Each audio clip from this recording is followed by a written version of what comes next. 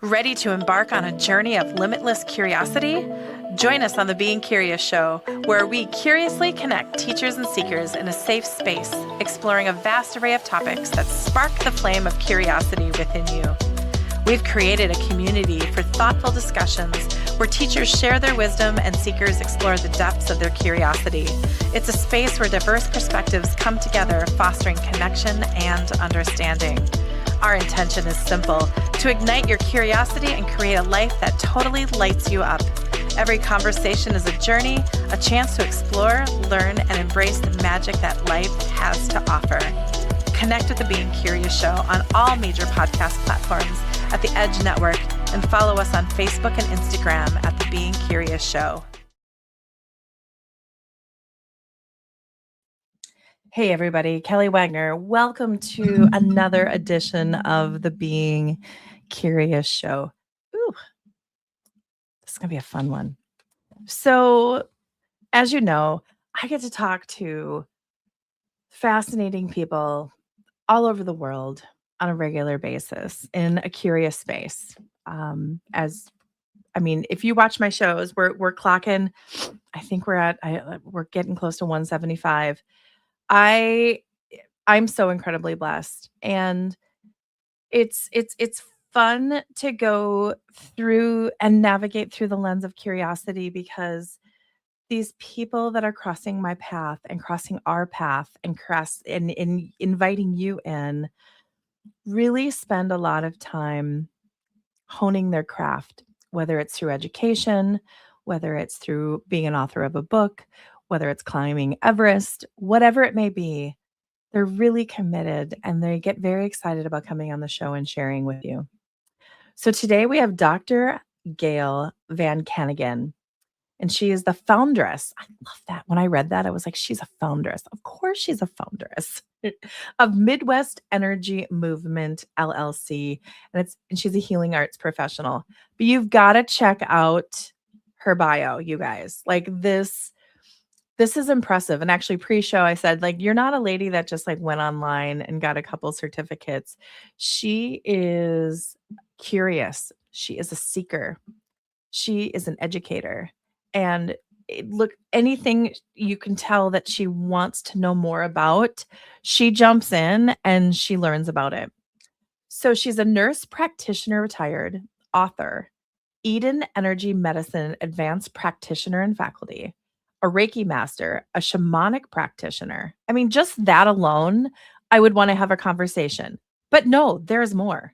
Certified energy medicine 4 pathways professional, quantum healing, art of raising frequency practitioner and instructor, healing arts professional and workshop facilitator at the Hermitage Farm Center for Healing in Rochester, Minnesota. So we have energy, we have shamanism, we have art. I love the art, and I can't wait to dive more into Gail and how art is a frequency and an energy. But notice, everybody, that everything comes together in harmony and in frequency and synergy with Dr. Gail. And I'm just excited to invite her to the show. So without further ado, Dr. Gail, welcome. Thank you. I'm happy to be here. This is going to be a good one. Okay, let's jump right in. Tell us a little bit about yourself. Well, I have been doing energy healing since about the late 80s, before probably half this audience was born. And I've been a nurse since the early 80s. So I started to integrate energy healing with my nursing practice. And then I went on into being a nurse practitioner. So it wound up being integrated into my medical practice as well. What hospitals did you work in locally? Mayo Clinic in Rochester. Mayo's a good one. Mm-hmm. And Mayo, yeah. And I love, and were you able to be open about what you were doing, or did you just kind of do it on the down low with your patients and your clients? Because moving energy, so I sold healthcare for, I was in healthcare for 17 years, and Mayo Rochester, or the mothership, was one of our major accounts. So I was down in Rochester all the time, and you could feel the different energies of the different buildings and the people you met and the energy of Rochester. So yeah. I'm curious about that. Well, I wanted to have the energy embraced. I didn't want to go under the radar anymore. It's time to come out of the closet about this. So I educated my peers and I spoke to them in their language, in the language of research. So I brought together all the research and formatted it so that my medical colleagues could understand what I was talking about and make sense out of it, instead of it being something that was like woo woo or whatever, you know. Yeah, so I worked my way in through that door, and then I started working on my colleagues to let them feel and experience it first. And they're like, oh my gosh, I feel so good. And one time there was a patient who had a very rapid heartbeat and his blood pressure was diving into the pit. And so I held some specific points on the heart meridian, and it brought his heart rate down to an almost normal rate, and his blood pressure came up. And all of this was on a cardiac monitor. And my physician colleague next to me nearly fell over and says, my God, now I am a believer. It is true. It works. So I had actual physical data there that could be seen by everyone in the room. And of course, kind of saved the guy's life for a while till we could get him where he needed to be. Yeah.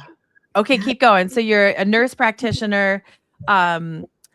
You had impact at Mayo, which, by the way, awesome. And I love that you got the buy-in of your peers, and then you got to show it in real time to a doctor. And we all know that, doctors might come in and they might not be as listening to to the team around, and they did.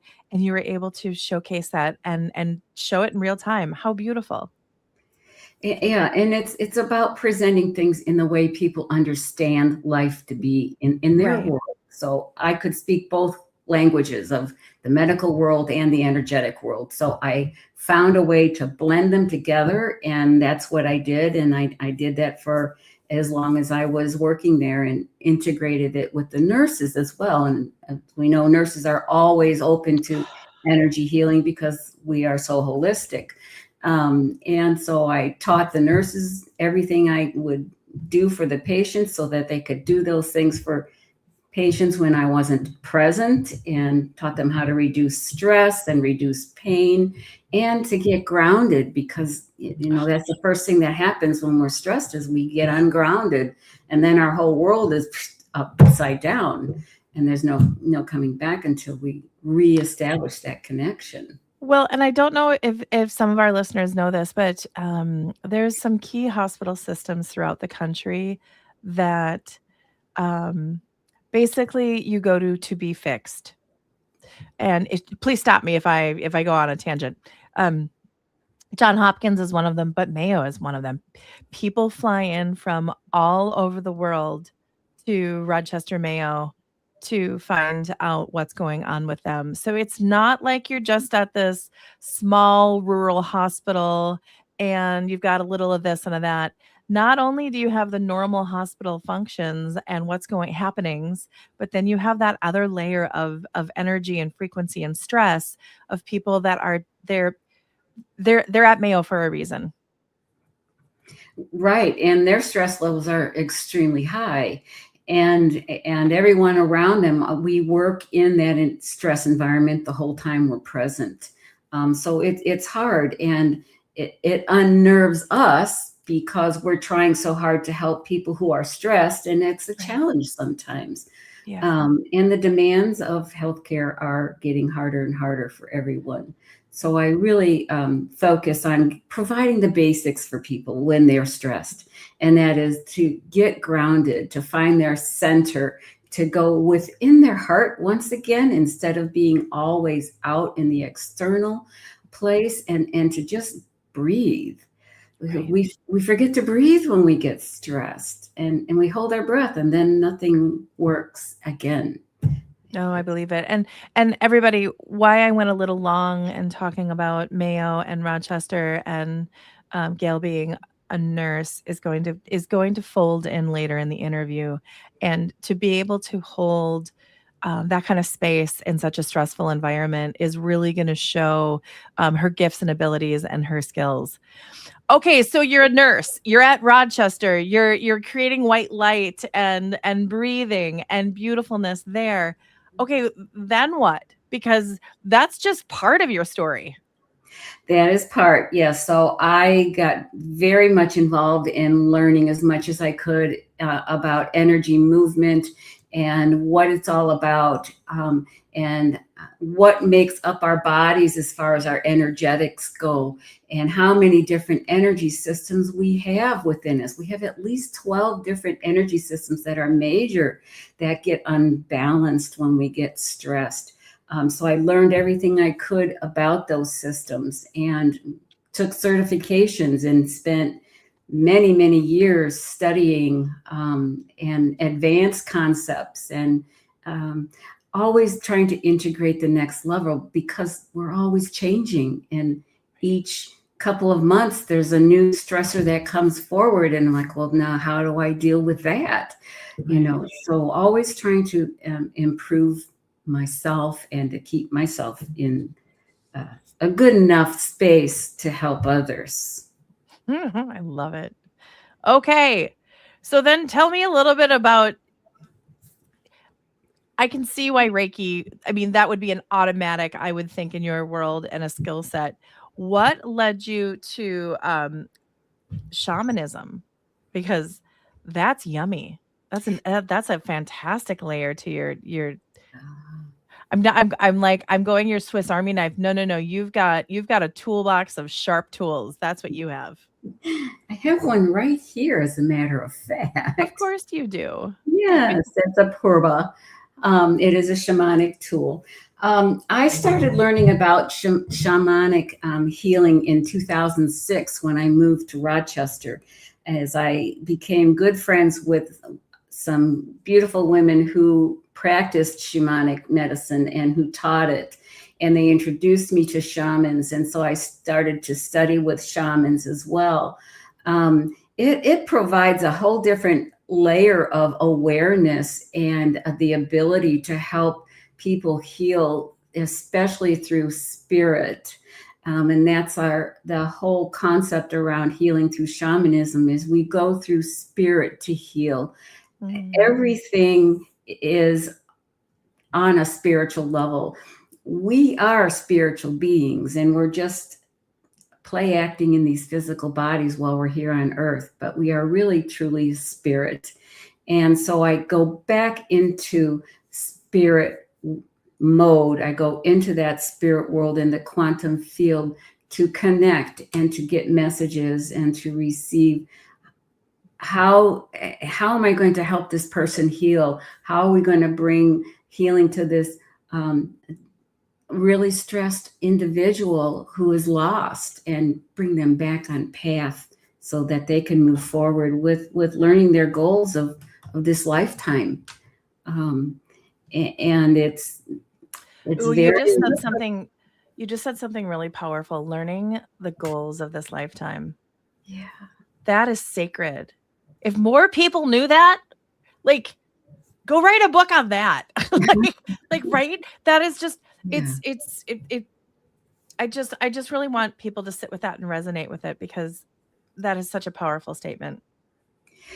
We are here for a purpose. We came to this world with a purpose, and we forget that purpose on our way transitioning as, being conceived, and we have no knowledge of those purposes. We have to relearn those things. That's so not fair. Couldn't we just get it like as a baby? Like, couldn't we just get like a little note with your checklist? Like, you're going to be doing this, this, and this. And I know I'm being funny with it, but like, oh, that would be so nice.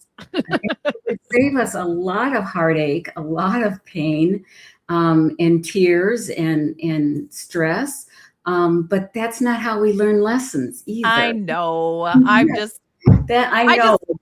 like, oh, like, it'd be so nice. Just a little cheat sheet. Just maybe you get the cheat sheet when you're like 10. That would be really good. I got some of that cheat sheet when I hit 60. So it comes along as you grow and learn and come into yourself and learn by your mistakes and quit making them over and over and over again, like we do.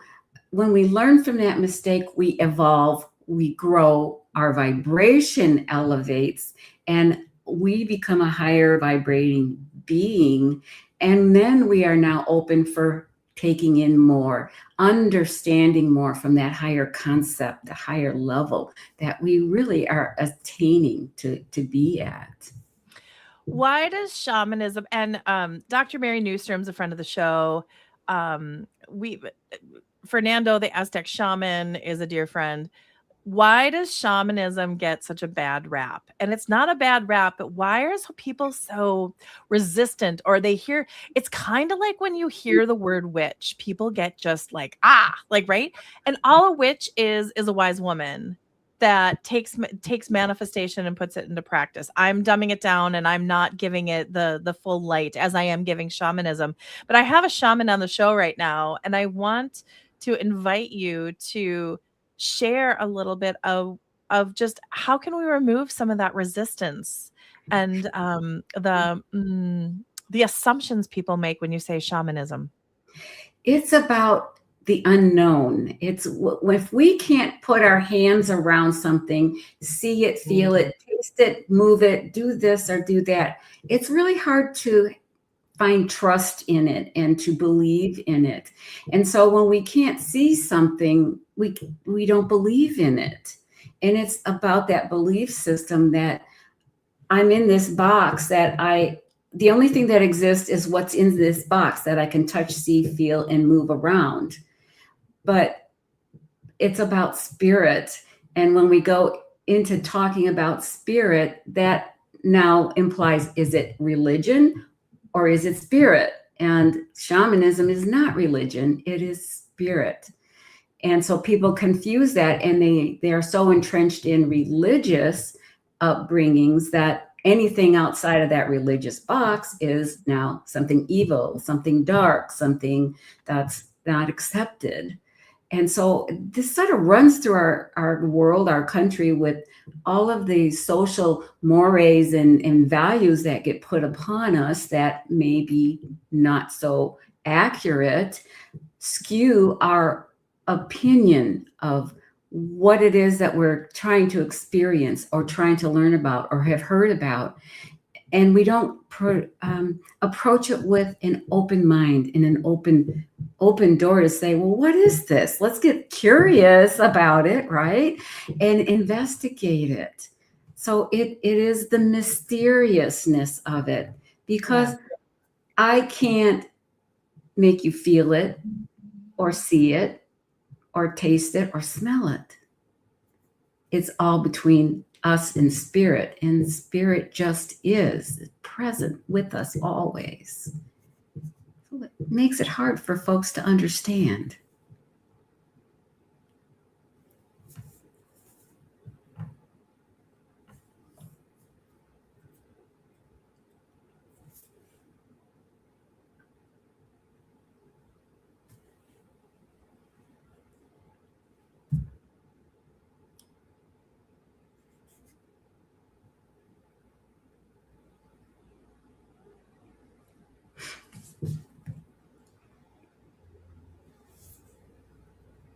No.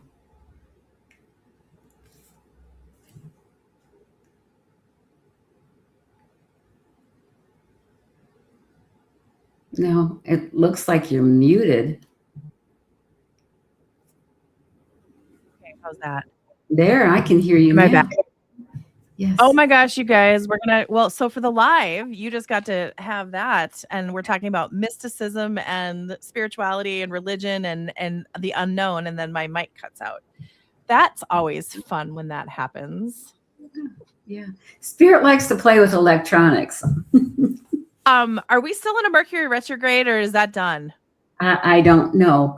I don't always. I know there's a full moon that started this morning, though. Oh, well, hello, Yes. full moon. Hello, full moon. Okay, let's just ask everybody around us that the rest of this show goes on with ease and grace. Exactly. Okay, well, my last question about your background is then how did art get into all of this? Because I can see how it's a natural progression with you and how you are. But what made you, and I'm married to an artist. I always get curious when people infuse art into their world. Mhm. I met an artist at one of the conferences I was presenting at, and she does sacred geometry, and the sacred geometry on my walls are part of her works.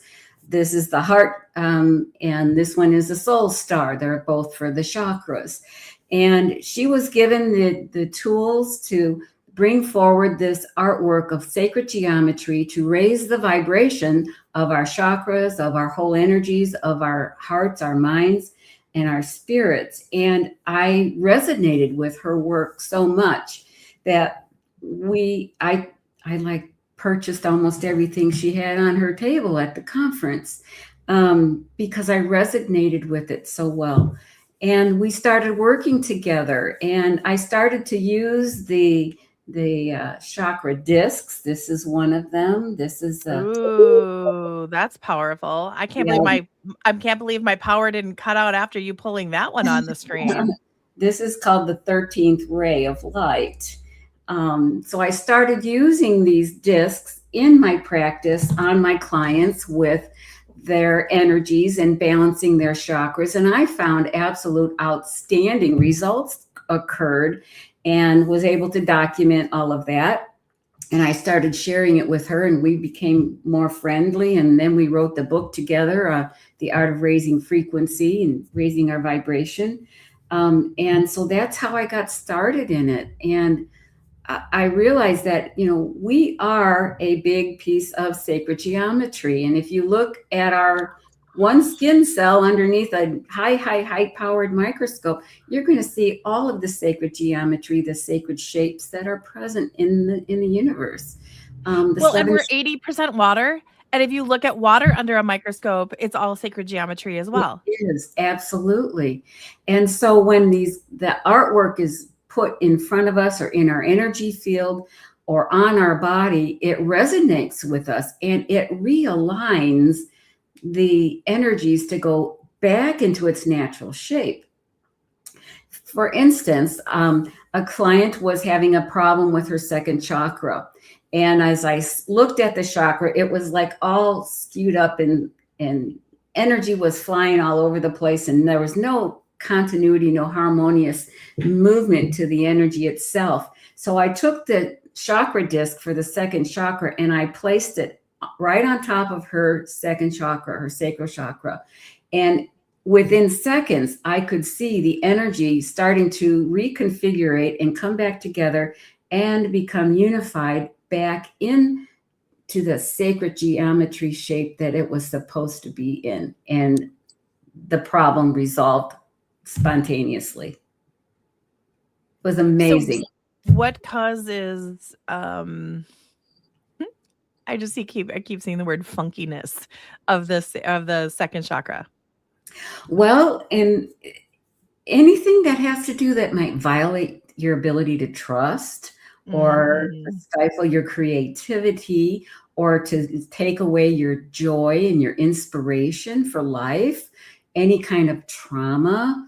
Unfortunately, those who have been at the hands of sexual abuse, second chakra, first chakra, disarrays all of that energy and all of the beautiful things that our chakras have to give us just get lost in that trauma and in that stress. And this woman in particular, she was having a miscarriage at the time.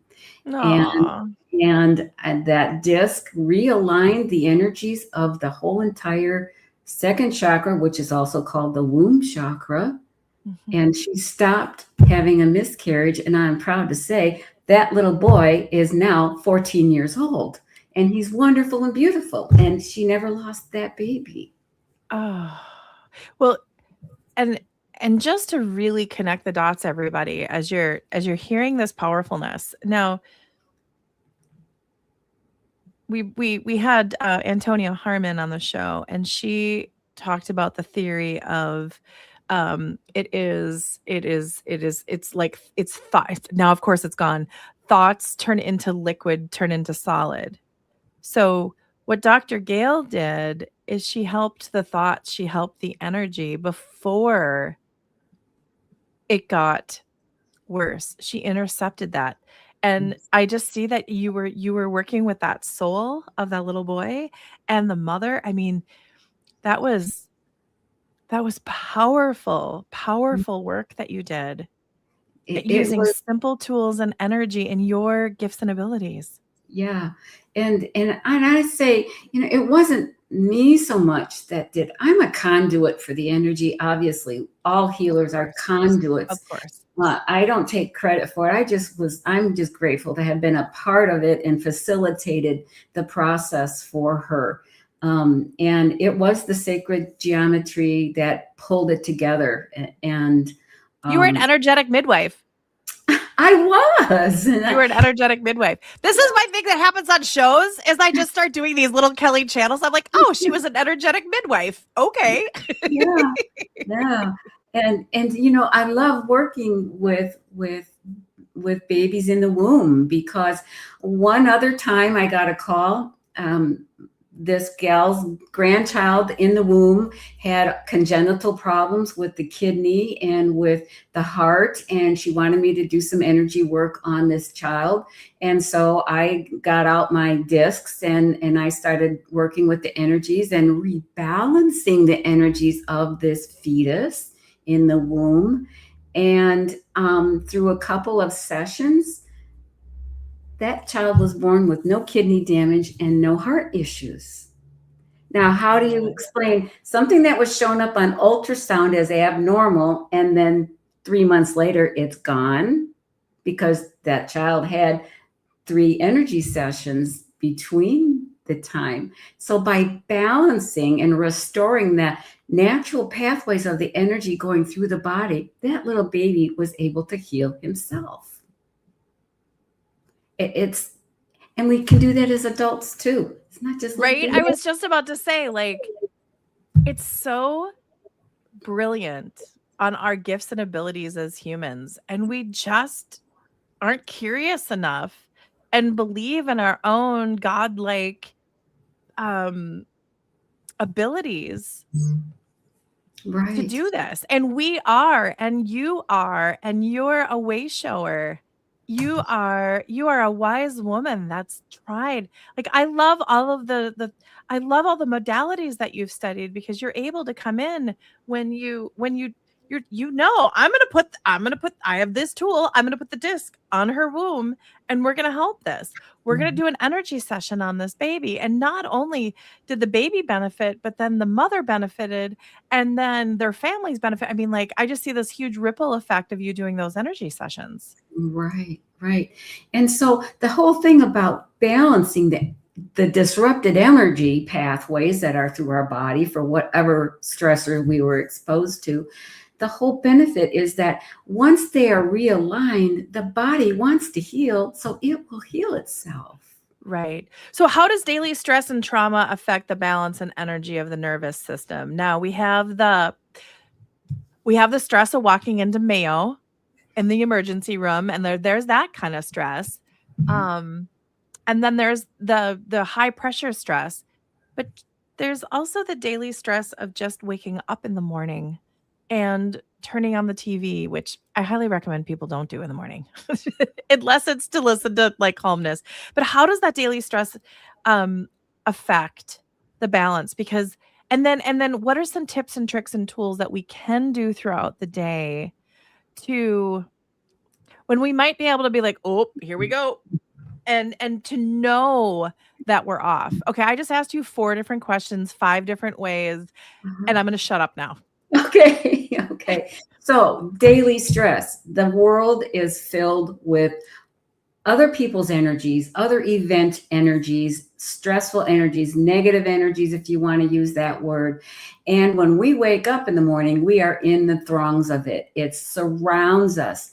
Maybe our home is very nice and peaceful and calm, but when we walk outside that door, we are stepping into the world, and it's greeting us with all of this combined energy from all around, from the construction workers, from the dogs barking, from somebody screaming at their kids, whatever, the traffic, the horns, all of this, people passing each other, all of that excitable energy. It is stress energy. It's not calm and peaceful. And so what happens is it gets on us. It breaks us down. And our little aura that protects us gets beat up. It's like spraying it with a high-powered washer and putting holes through it. And then all that stress energy just filters right on in, and it works its way to the physical body. And so all of a sudden now I've got all this muscle tension. I'm feeling upset. I'm feeling tight. My jaw's hurting. I got a headache, and I don't know why. You know, all I did was walk out the door, and now look at this. What's the world done to me? Right? Right. Yeah. So we get angry and we blame. But the whole thing is, if we were to prepare ourselves to walk out into that world before we got there, we would be resilient against those stressors. And then we don't have those harmful effects coming onto us, because our energies greet the stress first. When they get beat down, then we get physical symptoms and we get sick. The root of all illness has been documented for decades and decades and decades: stress. Every single illness is a result of a stress or a culmination of multiple stressors. It's usually a lot, and it doesn't have to be a big bad thing. It's the everyday stuff that makes us stressful. So give me some more symptoms one might experience when they're unbalanced in the daily stress and they're walking through. And is there three energy fields? You have the outer, you have the like the medium shell, and then you have the inner part of your aura. So if you think about that stress coming through all of these and then getting to you, that's crazy. Yeah, and there's actually 7 layers to that aura. Okay. And every layer is connected to a chakra. So when one layer gets hurt, a chakra is getting hurt. So it's already working its way in towards the body, because the chakras lie within our body. So yeah, it's a lot of stress that we walk through, and it beats us up all the time. So other things we might feel is maybe we just get on edge, and we're just like, we're snapping at people. And when we're usually kind and friendly, and all of a sudden you're angry and you're frustrated. Like, what's going on with her today? You know, right? What happened there? Or maybe you're crying. You know, I'm weepy. Why am I weeping? All I'm doing is looking at the trees and I'm weeping. So what's going on there? It doesn't correlate with why, trees shouldn't make me cry. But there's something inside me that's stressed, that it's coming out when I do whatever. Maybe I'm not sleeping good. All of a sudden, I don't sleep at night, fitful sleeping, and I'm exhausted when I wake up. So I start out my day being exhausted, and then I get more exhausted because, oh my God, now I got to go to a job that I don't really like all that much. And there's going to be, this XYZ, and I got to work 12 hours. And, so you're anticipating the stress of the day already before you even get to the job. Maybe you just start throwing things about the room and having just behavior issues, sort of like a little kid having a temper tantrum. Right.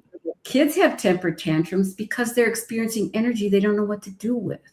Right. We do the same thing, only we don't call it a temper tantrum. We just call it being ticked off, right? Right. Yeah.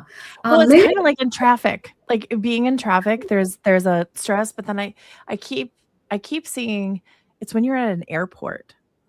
And I don't know many airports that I've been in where it's just super calm. Unless it's like 11 o'clock at night or like there's nobody there. But there's always this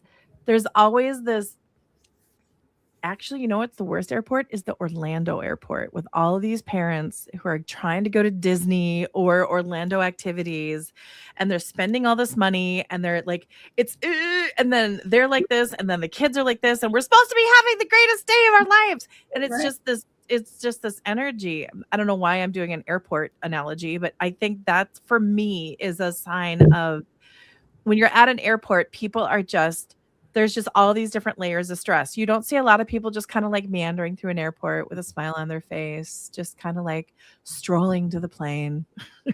Right, right. They're always stressed. And one of the things I do when I'm in an airport is I make sure that people see me doing things to help me relax and be calm. And then I see them mimicking me, which is really fun to do. Okay, what do you do at the airport? Give us the airport trips. Come on, let's do Okay, it. so I just make like I'm doing a big stretch, and I stretch, and I just stand up here and do it. Stand up and do it. Just stretch, and then one hand goes up to the heavens, and one hand down to the earth, and I just stretch and I breathe, and then I do the other side. And what happens here is I'm opening up all my lymphatics, dumping toxins out and opening the meridian flows. And I'm grounding myself. And that brings me peace and harmony within. And when I breathe and I just settle in, I exude the confidence. I exude the being grounded and safe and calm. And the next person standing next to me, all of a sudden, they start stretching. And then somebody else, then the little kids start doing it. So I got all these people in the annex room there waiting to get on the plane, calm, because they just grounded themselves. And it's so fun. Good for you. That's so awesome. Fun. At first I thought, oh, they're going to think I'm nuts. And then I thought, but I am nuts, so I don't care. I do it. Yes, so that works. And I do that in every stressful line. Waiting in line is stressful. You're wasting my time. I got this to do, blah, blah, blah. And so then grocery lines, I start doing it wherever. And it makes a difference. Oh, I'm going to start doing it everywhere. Like I'm going to call it the Gail. Like I'm Gailing again. Like I'm Gailing again. We're going to trademark that. Like, right? Oh my gosh, we just had our event last weekend and like almost 900 people through the door, and you can't imagine. Yeah, everybody should have been doing. Right? Well, and Nurse, our insurance wanted us to have a waiver, and it was electronic, so you can imagine, the people that are like, I don't want to do this, and I didn't bring my phone, so you can just see that there's anxiety. They just want to get into the space. And then, of course, I'm the girl right before they go into the door, putting the bands on and doing that. And I was just trying to do energy work on everybody. And it was really interesting that I tapped their wrist when they were done with just a little, like, I don't know what I was doing, but like I did it. And then I did a 3 tap to I think everybody. And they went in smiling. At least they forgot about the big line. But I should have been out there being like, do this, everybody. You're going to get through fast. Yeah. Let's get you grounded and float you in. That would have been beautiful. Well, another thing that you can do that's very easy is because the aura has an electromagnetic surrounding, which is called the Celtic weave. And it is the infinity of the figure 8. So what you can do is just start tracing figure 8s around you to reinforce and strengthen your aura and patch up the little holes that the stress has put in there, and it clears it and it helps ground you. And then the aura can communicate to all your other energy systems in a nice, calm way. And then the body gets what it needs. And so figure 8s, and it helps to stop stress reactions, and it heals wounds, and it gets rid of pain when you do figure 8s. Like if I hit my wrist on the wall, I do figure 8s over it, and bam, the pain just starts to dissipate, and within moments, it's gone. That is fantastic. So for someone new to energy and they're doing the figure 8s, what's a way they'll know when they don't have to do the figure 8 anymore? Is it just a knowing? Is it a feeling? Do you just stop? You just stop. You just, however your body feels. And when you've done it enough, then you just stop. Do you advise people to close their eyes or to count, or just keep doing it until it's okay? Just do it. And another thing about the figure 8 is if you do it from your heart chakra out like this, You are connecting and attaching your aura back to your body. That stress removes that attachment. And then going through the heart center, that energy goes out through the whole torus of all your energies, and it helps to repair all the way around. Oh, like I want to I'm going to do like all my chakras. I'm not going to do it on the show, but like, oh my gosh, that is my chakras Absolutely. are like whoop, whoop, whoop, whoop, whoop. That feels nice. Yeah. It's Yeah. like a massage for your chakras. It is for your whole energy, your whole body. And it heals wounds too. That's the other beautiful thing about it. That it reknits the energies back together so the body can heal. Again, it's Oh my about the gosh, you body guys. having the Like, opportunity. okay. So tell us about you working with clients. What do you offer to your client? Because I think you just teed this up to this beautiful discussion of your offers and your services. I mean, I know. Thank you for offering a 30-minute, consultation for questions and services for people to get to know you. That is amazing. And everybody go to drgailv.com and book that. I mean, if you're not curious right now after, I mean, just what she's given us with these beautiful, the Gail, like Gailing, and then the eights, that's fantastic. And I really, please, please, please reach out to us and let us know. Include the figure eights in your daily practice. The stretching. I mean, even just stretching in the morning of just, or set an alarm at 11:11 and 3:33 to get up and do the Gale. Like, right? Just like do that and like maybe do it 3 times and just ground and then breathe and then like set it with a figure eight. And I mean, it doesn't cost anything. It's really good. It can be whoop, whoop, whoop. And that's amazing. So you offer the complimentary 30-minute energy consultations for questions and to check in and just kind of make sure that you guys are aligned. But tell me about if someone is dealing with stress right now and they're kind of in the spin. uh, what is working with you look like? I empower everyone with knowledge, and I give them handouts that has the energy tools like this stretching to heaven and earth, the galing thing, but it's not really the galing thing, but it is. We're going to call it I love it. I like that. I like that a lot. But so I give them tools called the daily energy routine that you can do for yourself every day and bring forward that vitality and that resilience that we need to have before we walk out our doors.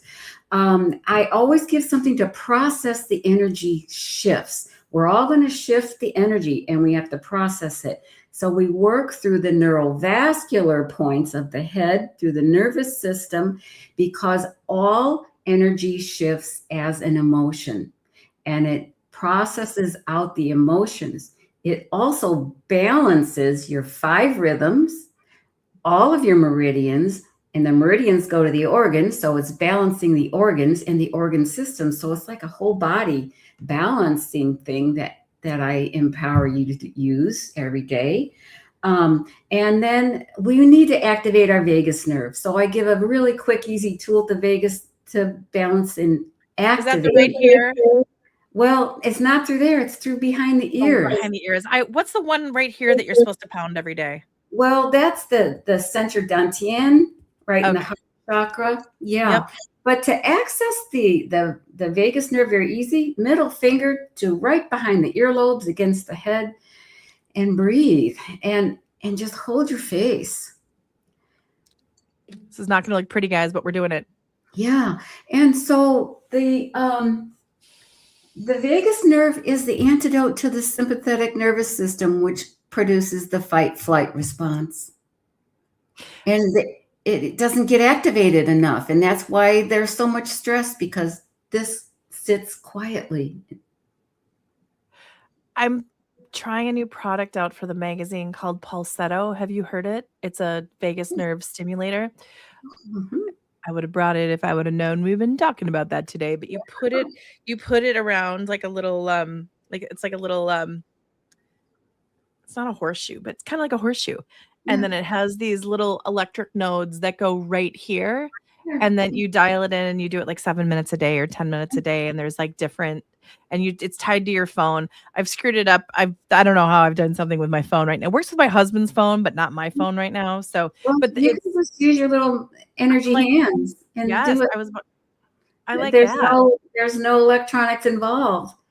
And you just hold and breathe, and you activate the vagus nerve. You release the good calming hormones. You shut off the stress hormones. It tells the sympathetic nervous system to stop the fight flight. And it brings about peace and calm and joy and relaxation. And then you can, you know what? Then you can think, because then the prefrontal cortex of your brain gets activated finally, and you can make good decisions instead of the wrong ones, because this checks out with stress. So we don't make good decisions under stress. Do you know what's interesting is teachers should have kids do this before taking a test. Absolutely. Absolutely. Yes. You know, it's funny.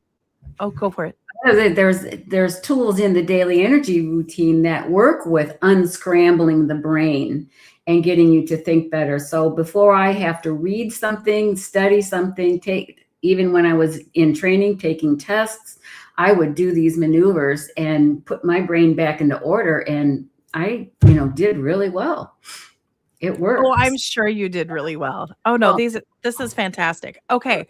So you offered, so I invite everybody to check in drgailv.com, book that complimentary 30-minute energy consultation. But talk to me about your in-person energy healing at the Hermitage Farm Center of Healing in Rochester. Okay, I have an energy studio there. It looks a lot like what you see behind me, a lot of sacred geometry. It is a very serene place. Everyone gets a little bit of a consult when we first get in to get things established. And I ask about your goals. What do you want? What are you struggling with? What in your life is not in balance that you want to get fixed? So then I do a gentle detox, and I release the toxins that you're holding by doing what we call a spinal flush. And it's like a back massage, and flush out those toxins and get them circulating so that your body can eliminate them, because we hold the toxins in and they don't move. So we do that. And then I do energy testing by using kinesiology to see what meridians are out of balance, what chakras are out of balance, and finding out what, if you're saying I have pain in my hip, I will check all those areas around there. What might be leading to this pain in your hip? And maybe it's the pain in the shoulder that's causing the pain in the hip, but you don't feel it here, you feel it in the hip. So through kinesiology, I can track the energy movement through the body and find out what's imbalanced and just target it really quickly and get right to the source of the problem. Then we do some neurovascular work to process out those extraneous emotions that we stuff back all day long, and bring those forward so they can process out of the body. And they literally dissolve out of the body. They just disappear. I work with the toes too. I do some foot, it's like a reflexology thing, but it brings the energy from the head all the way down through the whole body and out the feet in a balanced way. And it uses the meridians and the chakras through that pathway to help us heal. And that's called the Brazilian toe. It's ancient Amazonian medicine from the shamans there. Okay, how did you learn that one?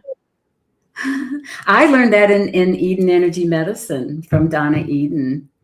Yeah, she's given me an amazing toolkit to use. An amazing toolkit. Well, it just makes sense. If you're flushing everything and to pull those toes, and I get reflexology once a month, and it's so fascinating what we need to do to our feet. And our feet are grounding, and they carry stuff, but they're also an exit point too.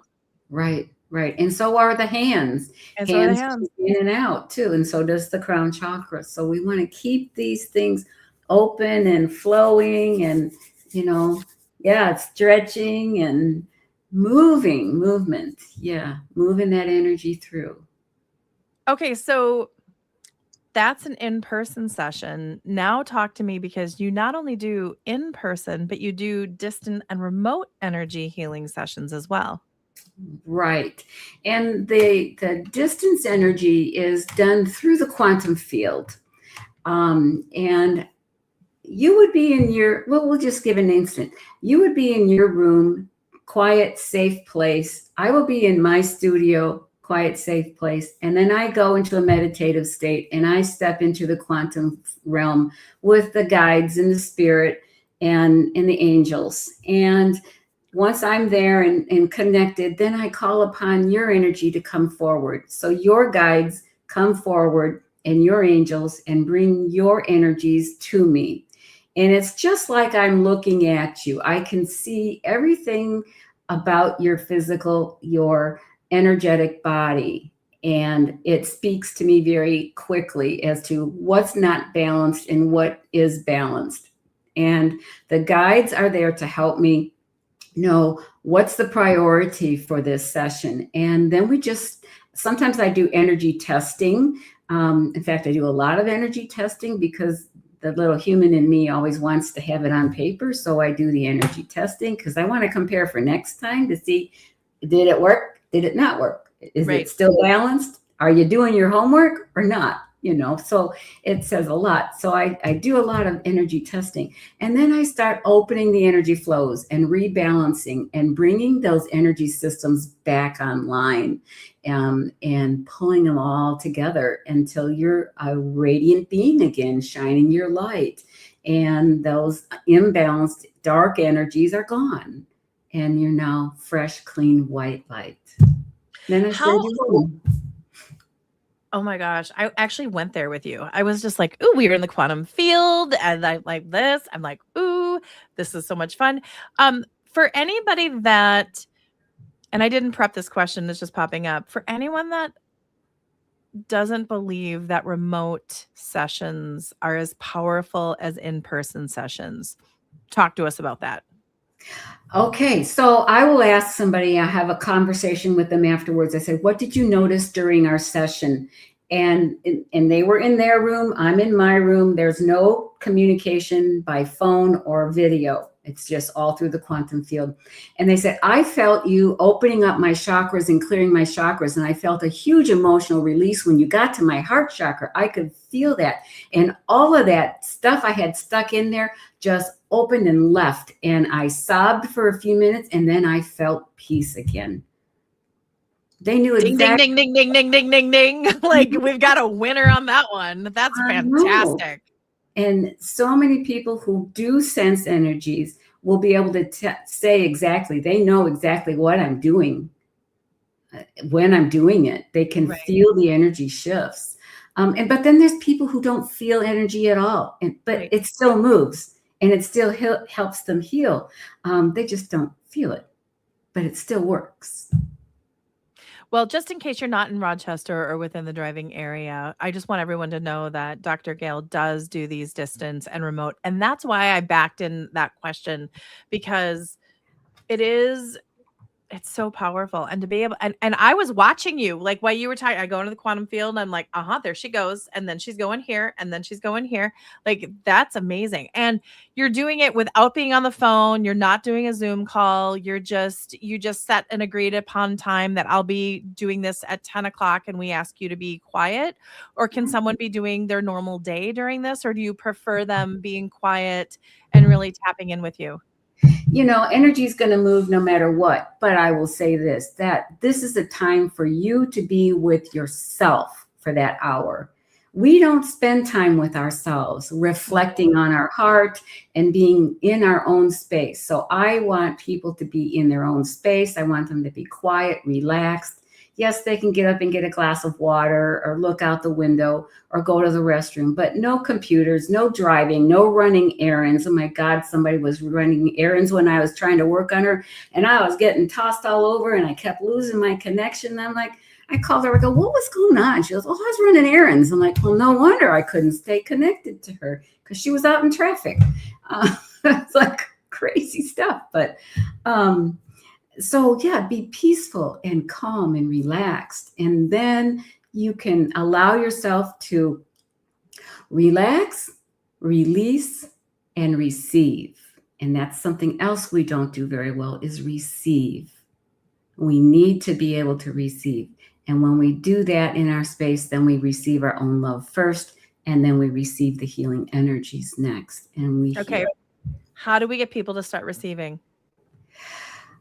Number one, don't be afraid of it and quit thinking you've got to be this big, strong, huge person who doesn't need help, because we are all human beings and we all need help. And it's not a weakness to ask for help. It is a strength. And the sooner we recognize that we are stronger for asking than we are for ignoring, because that's just going to make us sicker, we heal. And then we empower ourselves. When we ask for help and we get something positive out of it, it's like, yeah, I'm going to do that again next time. I'm empowering myself to care for myself. Self-care. Because we are taught we're not important. Everyone else in the world is important but us. So I'm going to take care of everything else. And you can all, I'm going to just take the leftovers if there's any parts left. Well, those leftovers might be riddled with cancer or have some awful autoimmune disease going on or some other disease because we're not caring for ourselves first. I mean, the airlines got it right, people. Let's pay attention here. Put your own oxygen mask on first before you help someone else. Because if you don't have oxygen, you're not going to breathe. You're going to be dead, right? So care for yourself first. So then when I care for me and I'm in good balance and a priority, I can do whatever else it is I need to do and care for those that need my attention with my strength, not through my weakness of being exhausted and fatigued because I'm not taking care of me. And there's two things of an and on top of that is when you ask for help and a person meets you there and can help you, you're actually helping them heal as well because they're able to be generous and they're able to give. Right. Something that I used to do when someone would say, give me a compliment, I would come up with every excuse in the book. I mean, I total Minnesota, Midwestern, whatever thing of just, oh. Or someone says, that's a beautiful dress. And you're like, oh my God, I got it at a thrift store. Or like, so we discredit it right away. And I finally had someone much smarter and much wiser than me say, when someone gives you a compliment, all you have to do is say thank you. That's right. Just say thank you. Yeah. And then it goes in you and it's like wakes up a little bit of you and says, oh, that was a good thing. That was a good thing. And you didn't justify it. You just said thanks. Yeah. Right. Yeah. Like those are, and again, giving someone the opportunity to shine and help and assist and then pay it forward. That's the other thing, as when somebody else asks for help, then help somebody else. I mean, it's these super little things. And kind of like what you said about religion and there's societal programming or whatever it may be. I think we're programmed subconsciously, like we don't even know it, to ask for help. Someone told me the other day, like, men don't cry. And I'm like, a good cry never hurt anybody. Like, go for it. Right. Do it. Men need to cry. Men need to feel emotions. I mean, because they are, of all of us, forced to be in this macho, I'm tough, I'm strong, I don't cry, I don't have emotions, I just do what needs to be done. Well, but you're still a human being and you forgot about that side of your spirit. And you're just in this little earthly mode that's like stress. So don't be afraid to ask for help. Because it's not a weakness. It's a no. Well, I learned it in real time around New Year's. My father-in-law, who is very stoic, like very stoic, he went through prostate cancer and 39 rounds of radiation. They fried his pelvis, so he had to have screws put in, and I mean, like, he had all of this happen. Just did that the whole time. Like, just did that. And around New Year's, which is Christmas, and it's his birthday, it's my husband's birthday, it's my son's birthday, so we're all together. And he had AFib, and he had to have the paddles done. Oh, So, like 2 days after the paddles, he's hosting Christmas, or we had a Christmas, you know what I'm saying. yeah. And it's kind of like it's kind of at the end of the night, and the whole family is around circling. And I'm like, I looked at him, I was like, Mike, how are you doing? And now when I asked that, I'm not just like, how are you doing? I was like, Mike, like, seriously, how you doing? And he started to cry. And what was Good. interesting with it, I know, I was so proud of him. Everybody, including his wife and kids, except me, stared at him because they didn't know what to do because the man does not show emotion. So I push people aside and give him a huge hug. And I've like a big bear hug. And he just melted into me. Yeah.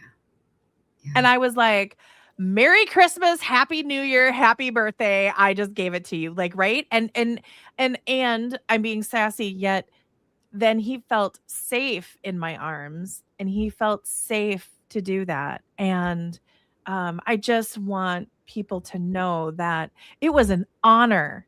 He filled my cup up because I was able in that moment to help to hold space and hold energy for him. And Right. gosh, he needed that cry. And I was so proud that he did it. Yeah. Like, And you gave him permission to do it again in the future because it was safe with this experience with you. yeah. So it's okay to go forward with that again. Yeah. There's a beauty in the breakdown. And that's, I think, where I'm going with it, is that you are a safe, wise woman. And that a part of my invitation for our audience, for people hearing this, is that transitioning some of these old thought patterns, whether it's religion, whether it's cultural, whether it's society, into the new energy, into the new earth, and believing that the divine beings that we are, we need guides. We need wise souls who have been doing the work. And oh my God, you do the work, you're peeling the onion back. And then you're like, oh my God, I'm almost in the middle. And then you're like, shit, there's another onion. Like, right? Yeah. This spiritual awakening, or this transition, or whatever it may be, is not for the faint of heart. It's not rainbows and unicorns.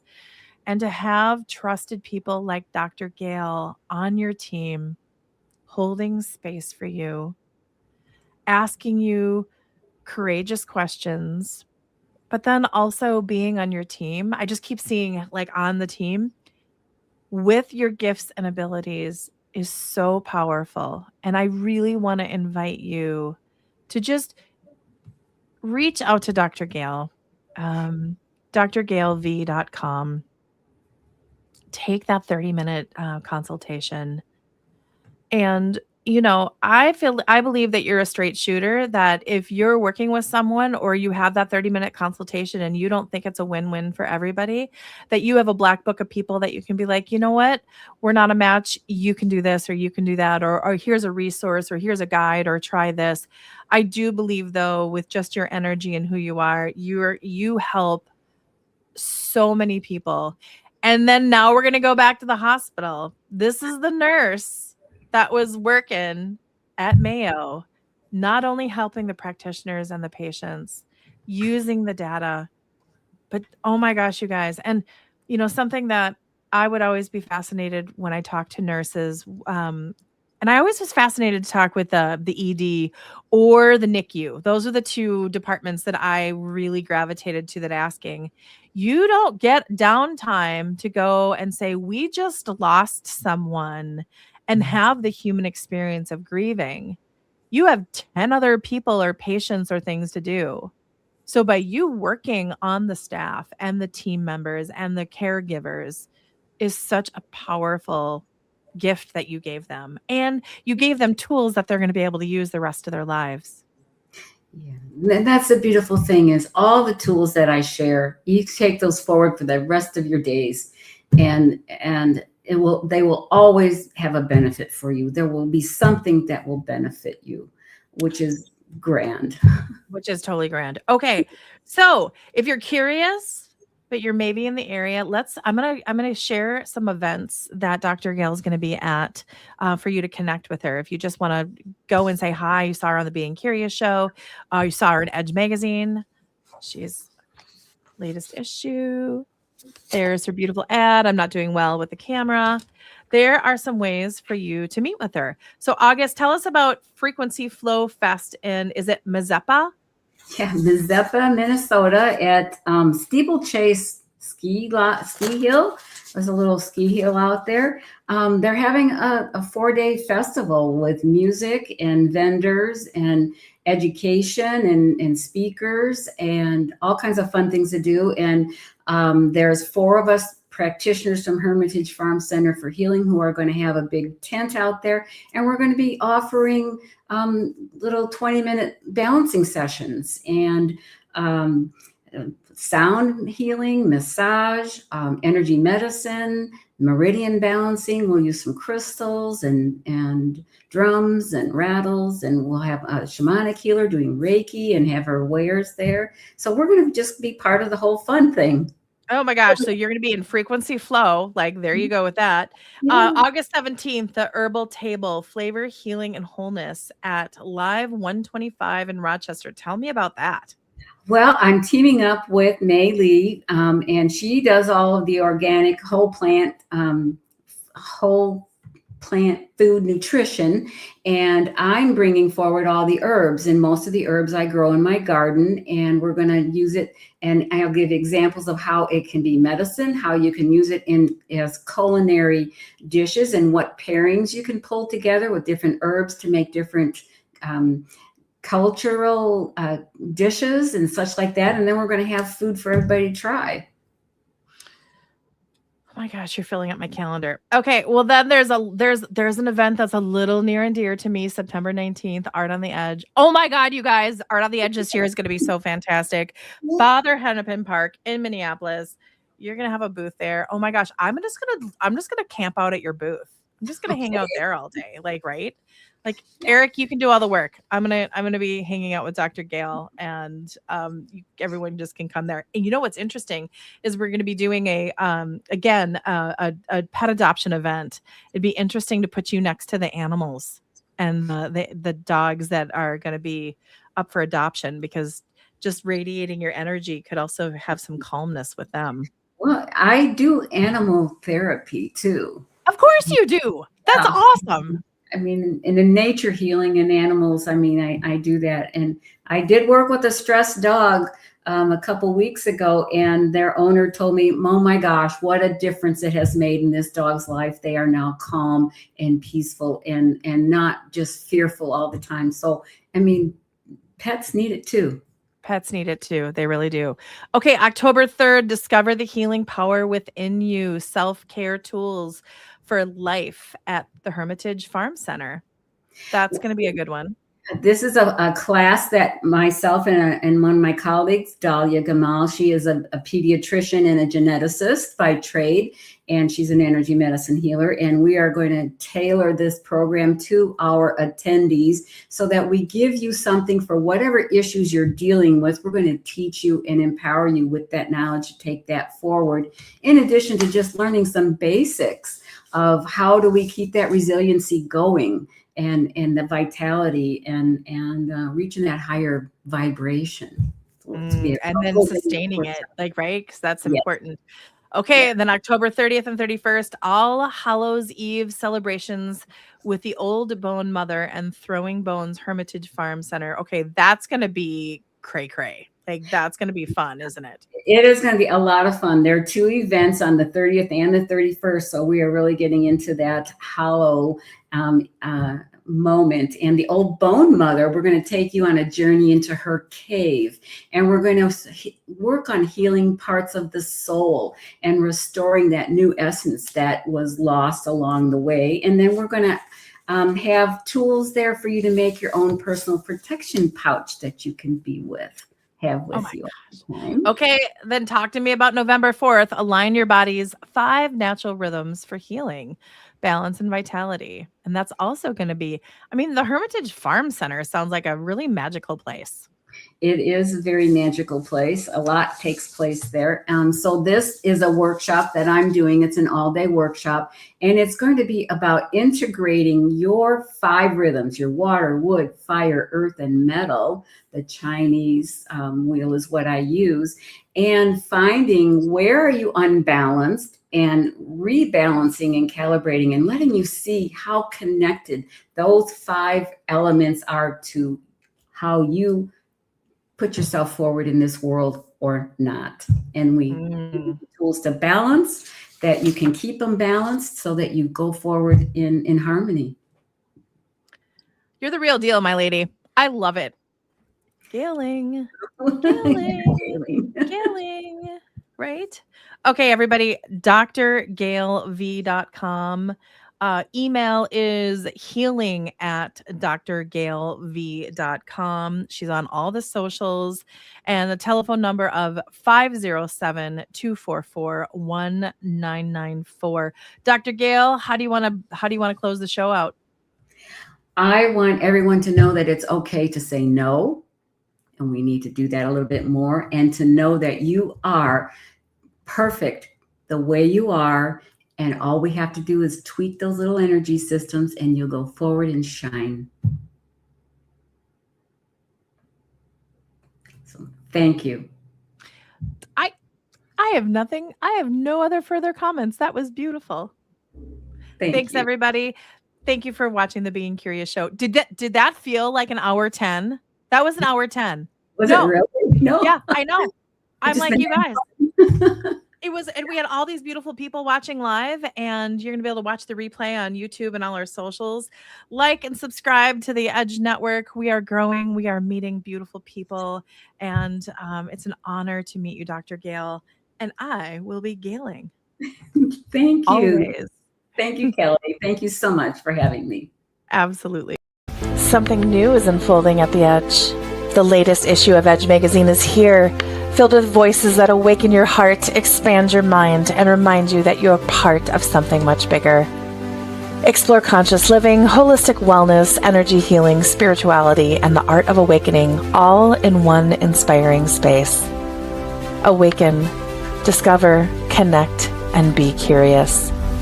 Print editions are now on the streets, and you can also read it online at edgemagazine.net. Welcome to the Edge. We have been waiting for you. You are right where you are supposed to be. Welcome home.